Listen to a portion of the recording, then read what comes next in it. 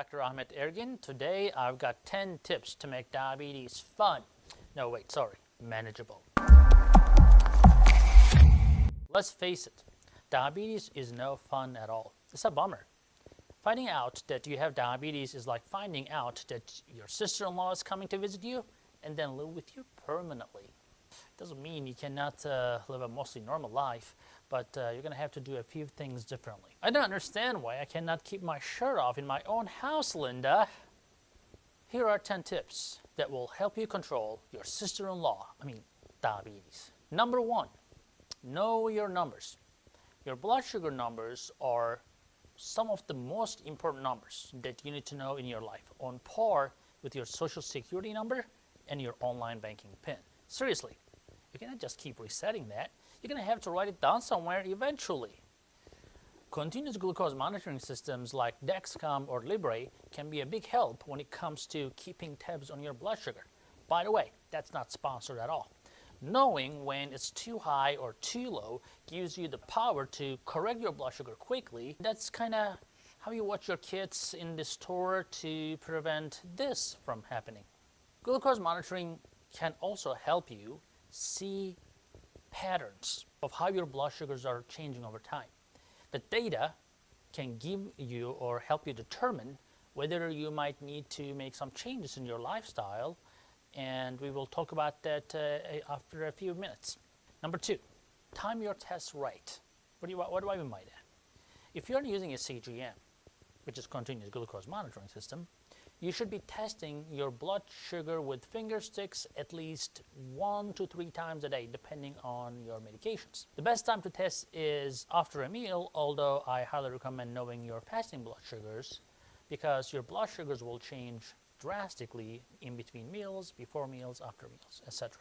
As an added benefit, the dread of blinding pain in your fingertip can help you prevent from eating, which is a great weight loss strategy. Just kidding. Just do your finger sticks right and you'll be okay. And number 3, keep a good record.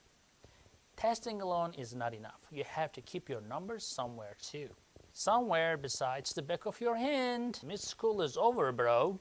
As I mentioned earlier, you want to be able to see the larger patterns that tell a story about your glucose levels. For instance, you might eventually see the evidence that you need to stop going to that half-price margarita night. Although the video of you doing turbo karaoke should have already told you that. Don't be a clown. Write your numbers down. Or you can throw out your pencil, stop living in the 90s, and download my Sugar MDs app. The link below. In addition to logging your blood sugar data, the app lets you record your diet, your workouts, even your mood. Number 4, don't overlook your blood pressure and your cholesterol. Patients with diabetes are also at high risk for heart attacks and strokes. You know that.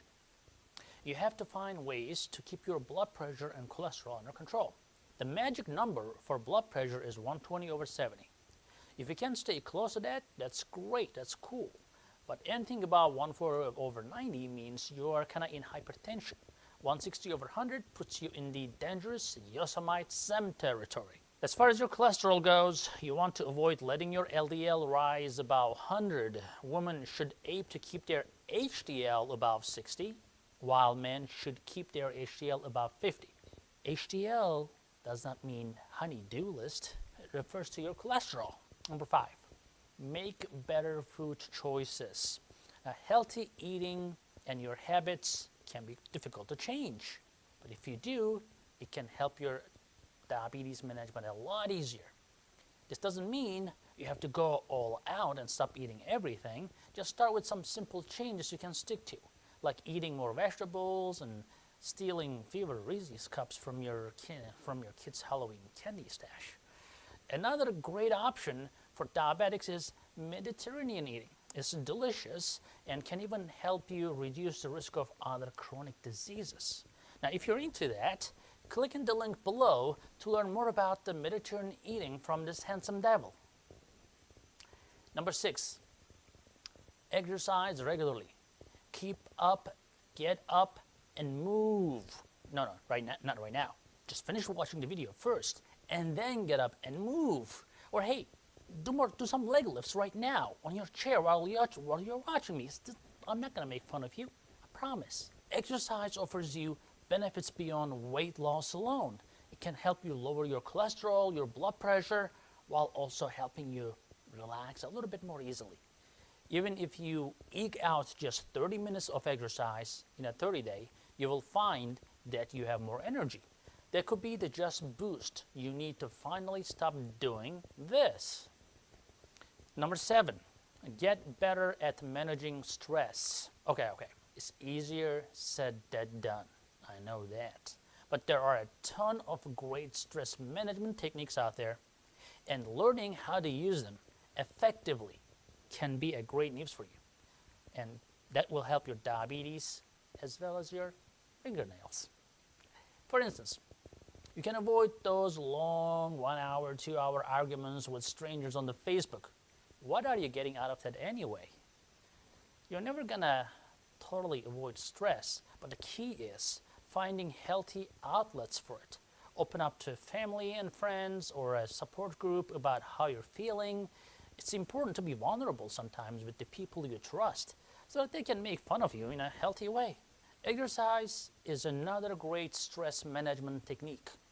As I mentioned earlier, it prompts your brain to release chemicals that will actually make you feel better. You heard me right. Your brain can get you high all by itself. And it's legal in all 50 states. Importance of positive attitude shouldn't go unmentioned either.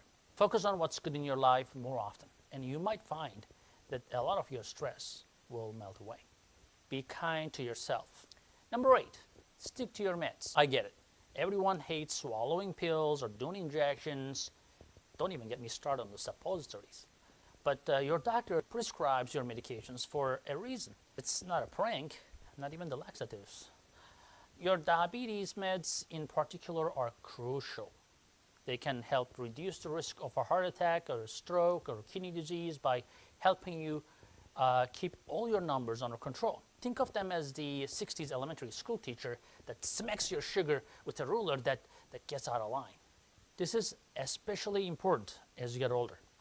Diabetes is a progressive disease, meaning the longer you have it, the more treatment you will probably need to manage it, much like marriage. Take your prescribed medications consistently for the best results. That brings us to number 9. Schedule your regular checkups. When I see a no-show patient, it upsets me because you're responsible about scheduling your regular medical checkups. More importantly, you have to actually go to that appointment for it to count. So your doctor isn't just some sort of Tinder or internet date. You can just blow it off by saying your cat is sick. Look, I get it. Life moves fast and you're busy. You're a busy person, just like me. When it comes to your health, you have to make time. You only get one body. You cannot just avoid taking care of your body and then just go get another one. That won't happen. When it breaks down, you cannot just replace it like your first car or your first relationship.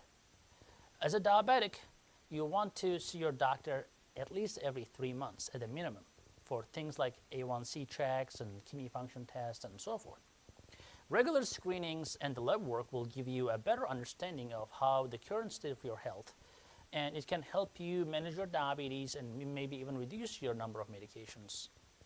So, wouldn't that be great just to have at least one thing under control in life? Number 10, get a care plan. Work with endocrinologists to identify problems and find solutions. Now, your body, your diabetes are going to change over time. It's called getting older, and it's happening to literally everyone in the world, except Rob Lowe. Aging brings new problems along with it, and it means you will have to constantly find new ways to manage your diabetes. Your endocrinologist is the best person to help you with it. He cannot explain this generation's music to you, but you will have to make peace with that on yourself, on your own. Your care plan should include, number 1, daily blood sugar targets, number 2, your medications, and number 3, why you're taking them, the reasons you're taking them. Number 4, your sick day plan. Number 5, your goals of managing your diabetes.